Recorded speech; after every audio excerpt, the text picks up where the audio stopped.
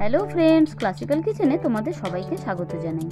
আমি অনেক দিন পর এসেছি আবার একটা মিষ্টি রেসিপি নিয়ে তোমাদের সাথে শেয়ার করতে। এখানে নিয়েছি গাজর। গাজর মানে বুঝতেই পারছো, গাজরের হালুয়া হবে। আমি গাজরটা এখানে স্ম্যাশারে স্ম্যাশ করে নিচ্ছি। একটু মোটা মোটা করে স্ম্যাশ করব গাজরটা, বেশি পাতলা করলে একদম ঘেটে যায় দুধে সিদ্ধ হবার পর। চলো আমি গাজরটা পুরো স্ম্যাশ করে নিয়ে তোমাদের দেখাচ্ছি। দেখো আমার পুরো রেডি হয়ে গেছে। এবার আমি কড়াই বসিয়ে দিচ্ছি।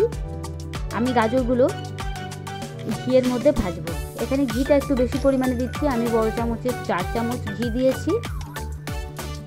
তোমরা তোমাদের পরিমাণ মতো দেবে। ঘি গরম হয়ে গেছে। এবার আমি গাজরটা এর মধ্যে দিয়ে দেবো।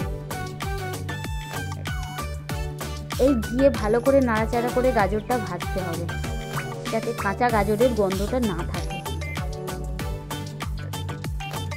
একটু লো ফ্লেমে রেখে ঢাকা দিয়ে গাজরটা ভেজে নেওয়া যায়। দেখো ভাজা হয়ে গেছে। এবার আমি 1 কেজি গাজরের মধ্যে 1.5 লিটার দুধ দিচ্ছি। এই দুধ দিয়ে আমি নাড়াচাড়া করে ঢাকা দিয়ে গাজরটা পুরো সেদ্ধ হওয়া পর্যন্ত অপেক্ষা করব।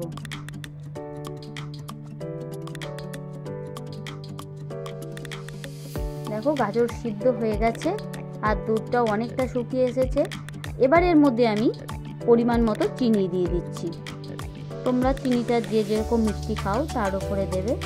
চিনি দিয়ে আমি ভালো করে নাড়াচাড়া করে আবারও 2 মিনিট ঢাকা দিয়ে দিয়েছিলাম। এবার আমি এর মধ্যে কাজু আর কিশমিশ দিয়ে দিচ্ছি। এখানে 100 গ্রাম কাজু, 100 গ্রাম কিশমিশ দিয়েছি। তোমরা এইভাবে বানিয়ে দেখো।